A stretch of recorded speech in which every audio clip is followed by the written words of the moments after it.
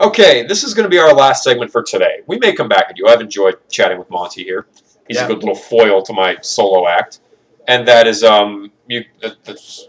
his girlfriend. She's here to join us for a brief second. She wants everyone to see his lovely face. And a lovely face it is. Anyway, that's the face your mom made last night. Sorry. Okay, too far with that one. Now we have to edit. Now YouTube's going to ban us for sexual content. No, we could just make it for... We'll digitize that out. Yeah. Anyway, we're going to wrap this up with not the tick. Not the tick. That's the tick. Not the tick. But after Joker's revealed, which kind of people saw coming, if you looked at the clues behind Oberon Sexton, it was easy to see that he was coming. Also, one of the big things that tipped me off, because when I'm not reading comic books, I'm reading Shakespeare sometimes. We endorse him. Yeah. Bacon him? What? Grant Morrison's a big fan of Shakespeare. This is not a question if you've ever listened to the man or read anything he's ever done. And in Shakespeare, a lot of times the how to put it, the fools and everything, the clowns, they're always kind of grave diggers, and Sexton was called the grave digger, you know. And you got to think Oberon was another one. Sexton in itself is a name for a grave digger. And then Oberon was a name from a Shakespearean play, wasn't it? Midsummer Night's Dream, wasn't he one of the fairies? All I remember right now is Puck. Maybe.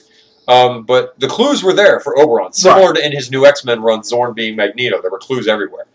And so we... whoa, the light's doing trippy things. It's haunted. Anyway, yeah, slow it down, there's a ghost. And if you play this backwards, you hear the devil on Led Zeppelin. So we come out of that, the reveal of the Andy Clark arc with Grant Morrison as Oberon as the Joker. Possibly my favorite arc. Quite potentially, although I think the Fraser Irving arc may top that. Anyway, let's segue real quick into the return of Bruce Wayne, and then we'll close it up with the last issue of Batman and Robin, and then we'll talk about some other bad things. So Return of Bruce Wayne has 3 issues in so far, and it's got an all-star lineup of artists here on that right now. So we went from Chris Sprouse, known for Tom Strong with Alan Moore, into Fraser Irving, who's doing Batman and Robin right now, who also worked with Grant Morrison in the past. And then we've also got issue 3 was Yannick Paquette, who will be launching Batman Inc. with Grant Morrison, which we'll talk about later on. Issue 4 is Georges Genti. Issue 5, I believe, issue 5 is P.I. I think that's Ryan Sook. And then issue 6 will be Lee Garbett doing Batman. And so we've got great art. We've had the first 3 issues so far. And so far, this is Batman, for the most part, falling through time. And for the people that, you know, were like me, you know, and I guess in a way I still am, you know, Bruce Wayne's Batman, even though Batman's more than, you know, just a person. It's an idea, you know, and I get that. But, you know, growing up, it's Bruce Wayne. Batman. You know, and so I understand the mentality. It's great for, you know, a Batman fanboy, because, I mean, that's almost exclusively what I read. And it's just fun. I mean, you've got Bruce Wayne, caveman, fighting caveman Vandal Savage. You've got Pilgrim Batman during the witch hunts. Salem, and then Pirate Batman, Blackbeard, fighting Blackbeard. And I mean, it's just there was fun. a very great little theme in there, and I can't wait for 4 to find out what the fuck is in that box, you know? Oh, yeah, absolutely. And you've got Jonah Hex showing up in issue 4, too. Yeah, Jonah Hex. I mean, don't let the movie fool you. Jonah Hex is good. So is Josh. Jonah Hex, the Jonah Hex movie is proof positive. A good cast will lead to a shitty movie. Except for Megan Fox. Anyway, we come out. So Bruce Wayne, at this point, he's falling through time. And he's exited Pirate Batman, kind of starting to maintain some knowledge from each of his trips. Yeah, he's getting it, you know, a little bit. Starting to get it together. He has that guy in Pirate Times write down what happens so we can find it later. Right. And then we lead into while this is going on, Batman and Robin, you know, Dick's finally found the clues. Dick's found the clues. They put that was a little bit more in the Andy Clark arc. Yeah. Was that Bruce Wayne potentially has been falling through time. And they find the mural, the bat symbol on the wall. And so it's all kind of starting to come to a head. And we've got people that apparently Superman, Green Lantern, Booster Gold, and Rip Hunter are trying to track him down. And so it's all coming to a head with Bruce Wayne, apparently, if he returns to the present, boom, quite potentially is going to cause some stuff to happen. So, and possibly my favorite moment of the entire Grant Morrison arc, other than maybe the homeless guy, which we touched on in R.I.P., is, you know, he reveals himself, and he's also in this, you know, Vanishing Point. Vanishing Point, you know. The end of time. And, you know, he's encased, trapped, ensnared, whatever you want to call it.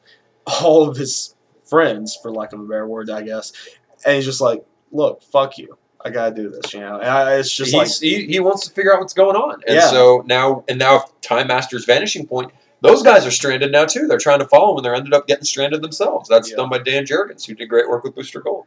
So all of it coming to a head in Batman the Return of Bruce Wayne, Yes. and I'm interested to see how that will pan out. New issue comes out this week. yes, go buy Buy the other ones too. Yes. And so then we come out of that into Batman and Robin 13. it. Right. Which picks up right where the last one left off, apparently. With, you know, Richard, whatever. talking to the Joker, you know, trying to figure everything out. Well, he's already figured out. And, you know, he's just like, ha ha ha, it's really funny, asshole. Yeah, And pretty much. calls in the cops, and then Damian sneaks back in there. Beats the shit out of him with a crowbar. Just going to town, yeah. Apparently, And all the while, the Black Glove starts to make their move again. Exactly. I The mean, Black Glove returns. After kind of having some hints about them in the Andy Clark arc, and Batman vs. Robin, they come back in a big way. And I can't wait for issue 14. I am chomping at the bit, waiting for it. Fraser And, Irving is also trying to get some pen. I like his artwork on this better than I did on Return of Bruce Wayne. Yes. I think on Return of Bruce Wayne, the coloring threw me off. It was a little dark. It also seemed rushed. To me, it was more dark. Like, it was very hard the contrasts. Right. I mean, you Were really have off. time to Yeah. do what they want Because to do. he draws and colors his own stuff. So, Batman and Robin 14 out. Batman? Batman and Robin 14 out in a couple weeks. Check it out. Don't look at me like that. So, we're going to talk about a few bits also now from Comic-Con. Biggest news, the thing Is I'm most excited about, the new costume. the new costume, which will be designed by David Finch, who will be getting his own Batman book, but will be doing a one-shot with Grant Morrison called Batman the Return, where he will reportedly unveil this new costume. Right. Now, I don't think it's going to be anything drastic. I don't think it will. I mean, we're not talking about the purple and gold of, you know. No way. But I think it'll be. I think it'll be good. I do. I mean, it's David think Finch. it'll be good. I mean, David Finch is an amazing artist. We'll see how good of a writer he is. Although I have hope. He says he's been working with some writers trying to get some of his ideas down. So, I mean, I'll give him a chance. I love his art. So I'll check it out if only for the artwork. I mean, because I will check out a book just for the art. That's something you've mentioned. You know, 6 ongoing Batman titles. Because you know, again, Grant Morrison's going to be getting ink. Batman's got Batman Inc. We got Streets of Gotham with Paul Dini. We got Batman with Tony Daniel. Detective Comics with Scott Snyder. Batman and Robin with Peter Tomasi and Patrick Gleason. And then we've got Batman. One of the other ones. And then not to mention we've got stuff like Odyssey. Odyssey is something you want to talk about. Odyssey is something I wanted to talk about. It looks beautiful, and there's a great story in there if you can fucking read it. And Neil Adams, kind of disappointing here. I mean, I'm just random comic. Careful, that's a tick. Look how that's supposed to be. We see panels, we see words, we can read and see the art. Unfortunately, you cannot do this in Batman Odyssey. Odyssey is very dialogue heavy. Yeah, or 20 word bubbles to one panel. And you can't see anything. It's more Very like reading a novel with weird contrasting colors in the back.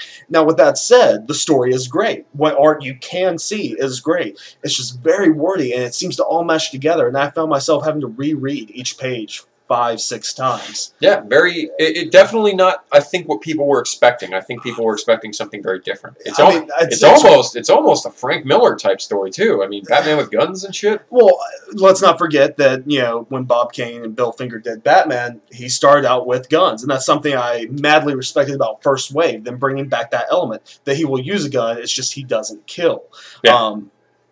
And honestly, we see him not kill. Yeah, maim, cripple. I mean, leave you to die, but he will not kill you. Yeah. And I love that sense of Batman. I mean, because the guy's got to be twisted. Let's be honest. And so it was great seeing that in First Wave, and I thought it was going to be so amazing to see it in Odyssey. And I was so kind of left wanting. I won't say disappointed. As much as shit as I'm talking about this comic, it was good. It was good. Not worth buying though. I'm going to read the second issue and hopefully it's just something I'd say trade wait. Yeah. Wait for the trade. Actually, we're going to cut it right there, and we'll be back to close everything out.